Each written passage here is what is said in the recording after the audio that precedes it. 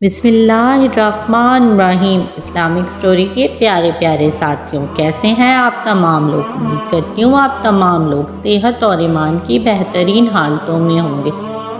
دوستوں، آج کی ویڈیو میں آپ لوگوں کے ساتھ فاروق اعظم اور صدیق اکبر کی لڑائی کا واقعہ شیئر کروں گی کہ کس بات پر ان کا جھگڑا ہوا اور بعد میں ان کی صلح کس طریقے سے ہوئی۔ یہ ان دنوں کی بات ہے جب رسول اللہ صلی اللہ علیہ وآلہ وسلم مسجد نبوی میں اپنا مبارک دربار لگا کر بیٹھے تھے اور انہوں نے مسجد نبوی کے دروازے پر حضرت ابو بکر صدیق کو دیکھا، جن کی آنکھوں میں آنسو تھے اور وہ مسجد نبوی میں داخل ہو رہے تھے۔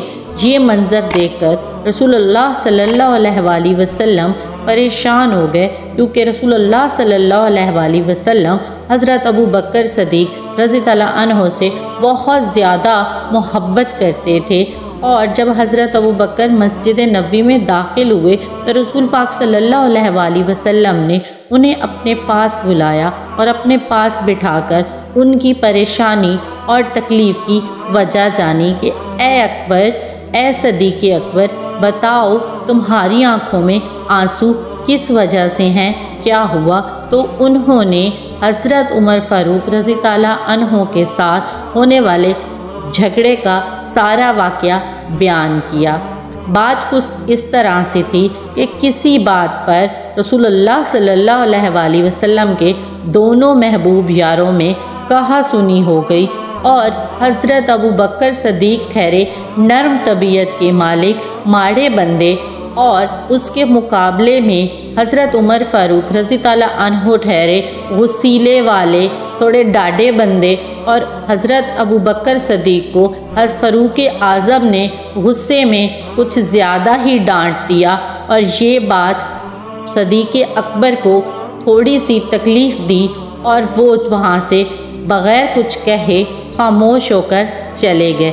جب فاروق اعظم کا غصہ ٹھنڈا ہوا اور انہیں احساس ہوا کہ انہوں نے صدیق اکبر کے ساتھ کچھ زیادہ ہی غصے سے پیش آئے ہیں، کچھ زیادہ ہی سختی کر دی ہے اس معاملے میں، تو ان کو بہت افسوس ہوا اور وہ فوراً معافی کے لیے صدیق اکبر کے گھر جا پہنچے۔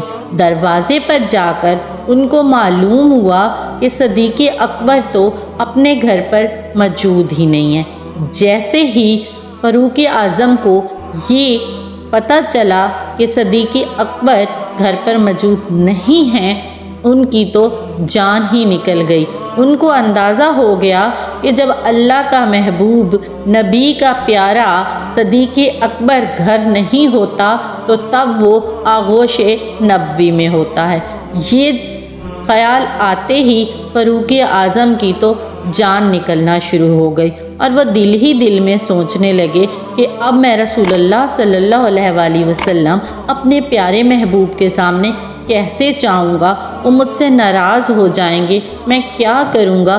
پھر انہوں نے ساتھ ہی یہ سوچا کہ میں فوراً جاتے ہی صدیق اکبر کے پاؤں پکڑ کر ان سے معافی مانگ لوں گا، اور رسول اللہ صلی اللہ علیہ وآلہ وسلم سے بھی معافی مانگ لوں گا۔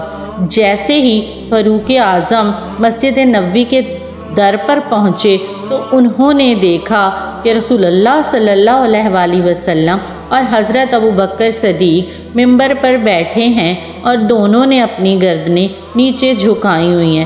تو فاروق اعظم کچھ اور زیادہ پریشان ہو گئے اور ڈر گئے۔ وہ مسجد نبوی میں جا کر بیٹھ گئے اور جا کر رسول اللہ صلی اللہ علیہ وآلہ وسلم کو سلام پیش کیا اور صدیق اکبر کو بھی سلام کیا، لیکن دونوں نے کوئی جواب نہ دیا، یہاں تک کہ اپنا سر مبارک بھی اوپر نہ اٹھایا۔ یہ بات کچھ زیادہ ہی تکلیف دہ تھی فاروق اعظم کے لیے، اور ہوتی بھی کیوں نہ، جب آپ کا محبوب آپ سے روٹھ جائے تو آپ کی تو جان ہی نکل جاتی ہے۔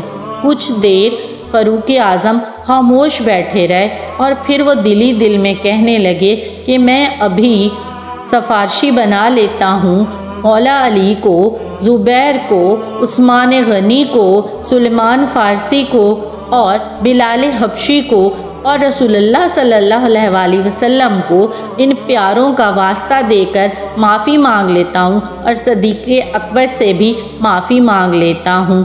اور وہ رسول اللہ صلی اللہ علیہ وسلم کے قریب گئے اور رسول اللہ صلی اللہ علیہ وسلم سے فرمانے لگے، یا رسول اللہ، میں صدیق اکبر کے گھر معافی مانگنے گیا تھا، پر وہاں مجھے معلوم ہوا کہ وہ گھر پر موجود نہیں ہیں، تو میں دوڑا مسجد نبوی میں آیا، میں ان سے معافی مانگتا ہوں۔ تو رسول اللہ صلی اللہ علیہ وسلم کی داڑھی یہ بات سن کر آنسوؤں سے بھر گئی اور انہوں نے روتے ہوئے فرمایا، اے عمر، کیا تو میرے لیے میرے صدیق کو معاف نہیں کر سکتا تھا؟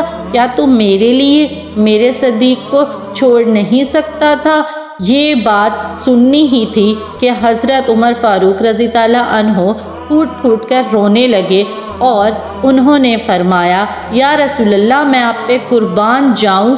رسول پاک صلی اللہ علیہ وسلم نے فرمایا، اے عمر، جب پورا مکہ میرے خلاف تھا، جب پورا قریش میرے خلاف تھا، تو حضرت ابو بکر صدیق نے اکیلے نے باہیں پھیلا کر کہا تھا، کسی میں ہے جرت تو رسول اللہ صلی اللہ علیہ وسلم کی طرف آنکھ اٹھا کر دیکھے، اگر کوئی رسول اللہ صلی اللہ علیہ وسلم کی طرف بڑھا تو اسے میری لاش سے گزرنا ہوگا۔ اور یار، کبھی تو میرے لیے ہی چھوڑ دیتا میرے یار کو۔